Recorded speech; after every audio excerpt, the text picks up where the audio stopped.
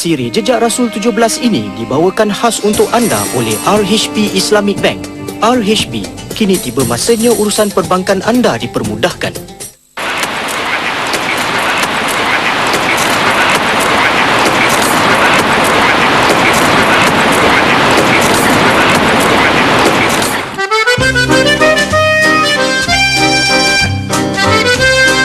Moskow, bekas Ibu Negara Kesatuan Soviet, masyhur dengan seni bina bangunan yang indah serta keramahan penduduknya. Dalam tempoh 20 tahun selepas pemerintahan Soviet, ekonominya berkembang pesat. Hari ini, kos sara hidup di bandaraya Moskow antara yang termahal di dunia.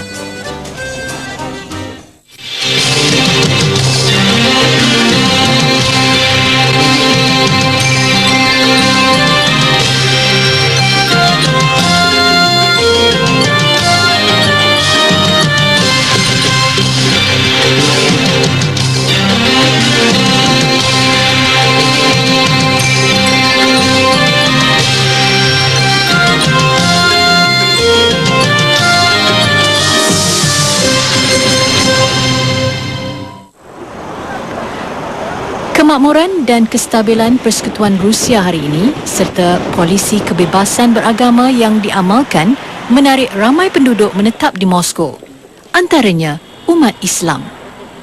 Kini Moskow mempunyai penduduk Islam kedua paling ramai di benua Eropah selepas Istanbul. Moskow atau Moskva, ibu negeri Persekutuan Rusia ini adalah bandaraya Eropah yang terbesar. Daripada jumlah penduduknya 15 juta orang, 2 juta daripadanya terdiri daripada umat Islam dari pelbagai bangsa dan etnik. Selepas pemerintahan Soviet pada tahun 1991, ratusan ribu penduduk dari bekas Republik Soviet, terutamanya dari Asia Tengah, berpindah dan mendiami Moskow. Penerbangan ke Moskow dari Kuala Lumpur mengambil masa kira-kira 14 jam. Kami mengharungi perjalanan yang panjang untuk mengenali siapakah yang dikatakan umat Islam Rusia. Terdapat lebih 170 kumpulan etnik menetap di negara ini. Antara mereka, etnik beragama Islam yang berpegang kepada ahli sunnah wal jamaah seperti etnik Chechen, Dagestan, Georgian, Uzbek, Tajik dan Tatar. Mereka menjadi sebahagian penduduk di Moskow demi mencari rezeki.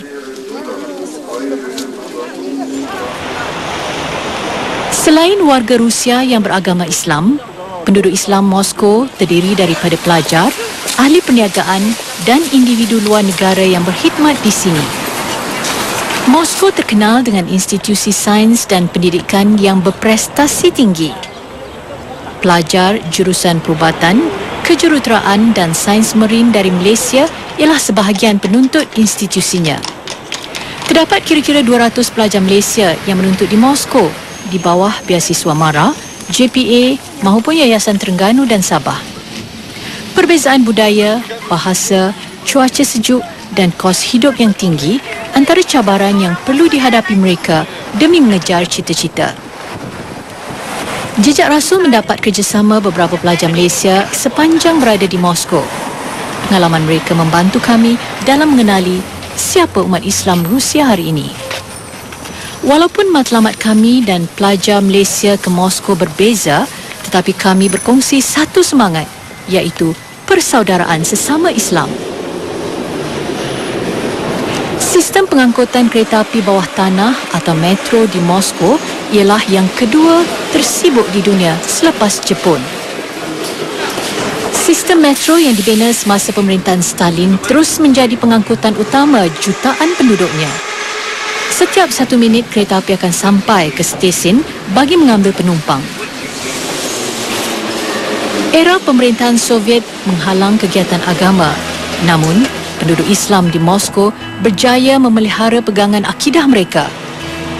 Pertubuhan Dalil diasaskan Ismail Abdul Qadir ialah madrasah dan pusat komuniti umat Islam. Ia beroperasi sejak 2 tahun lalu. Ismail meneruskan legasi dakwah bapanya melalui pendidikan.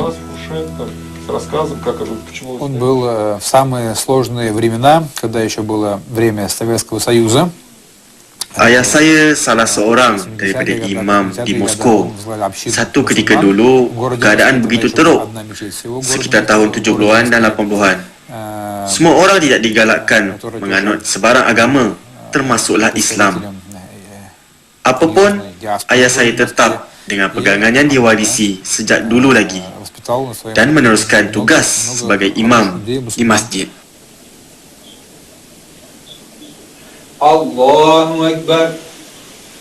Bagi ayah kepada 4 cahaya mata ini, asas pendidikan Islamnya banyak ditimba dan dipelajari daripada Allahyarham ayahnya Abdul Qadir Al-Haq. Allahu Akbar. Allahu Akbar.